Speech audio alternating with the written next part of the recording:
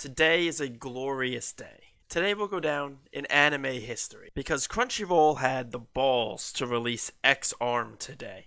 After I watched the trailer, I assumed it was like some kind of joke or unfinished product that we wouldn't see in the tag at the end of the trailer that says coming January 2021 would never actually come. But today I go online and I see that X-Arm has finally been released, so like a kid on Christmas morning, I got up and ran to my computer and excited to see the sack of shit that Crunchyroll has under the tree for us. I love this first sentence right here.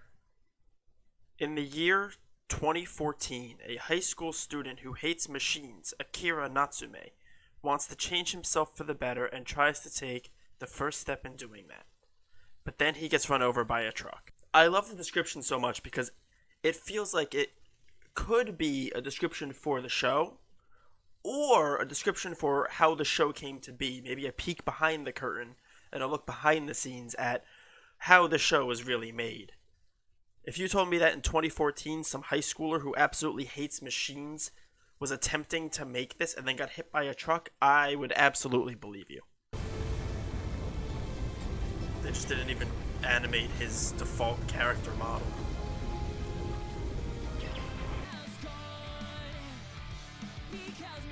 The trailer was just the intro, but with like less of these terrifying mannequin-looking character models. They didn't change it at all.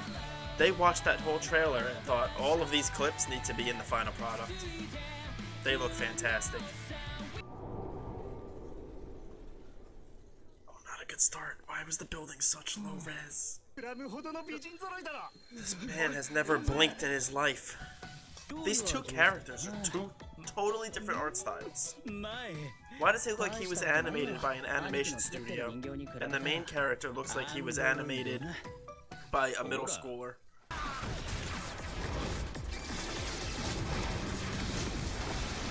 What the fuck was that?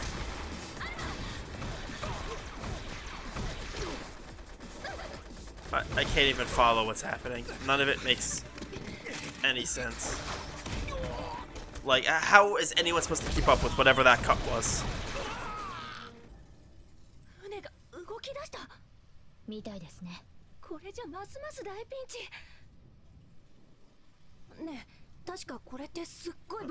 What?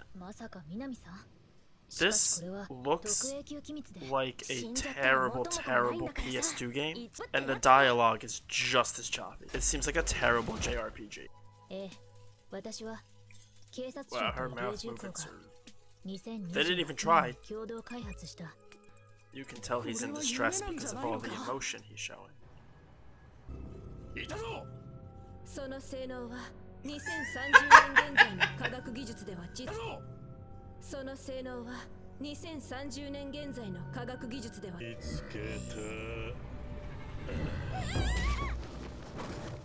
I would bet that they just couldn't animate him, and that's why they made his power the ability to phase through things.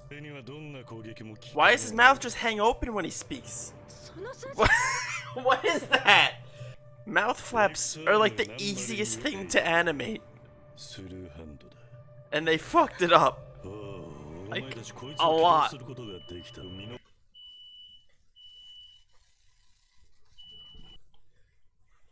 This show is so fire that my smoke alarms are going off. Incredible.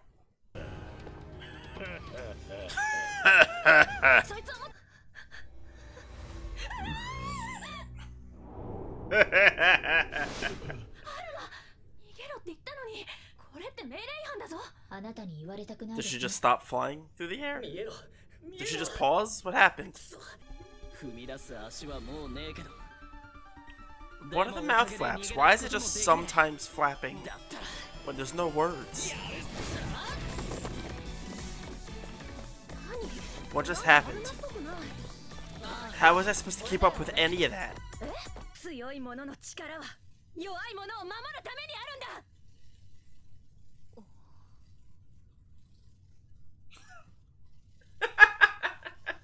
What the fuck is this? It's just so awkward. I don't know why they didn't just go with this art style? Well, they delivered. Crunchyroll came through and actually released this. It is every bit as bad as I expected it to be. Awful, awful art and animation. The CGI shit is exactly as terrible and amateur as they seemed in the trailer. So they really delivered there. They came through with what they promised. What I didn't expect was how atrocious the dialogue would be. It felt like everybody was trying to talk to like a Skyrim NPC or something. Like that's how every character communicated. There was no flow to the conversations. The responses were kind of all over the place. They would just change topics that they were speaking immediately. Like they would just switch right away to something else. The way the script was written makes it feel like the characters just aren't in the same room. The lip flaps, as terrible as they were, there's a difference between not lining up the lip flaps, not syncing them with the audio exactly. Like that's fine if it's just like an open close as the words are coming out. Sure, that works. I liked Food Wars. Sure. The problem is that this felt like an old kung fu movie that gets an English dub and the mouth is moving like this. Hello. The characters look like ventriloquist dummies.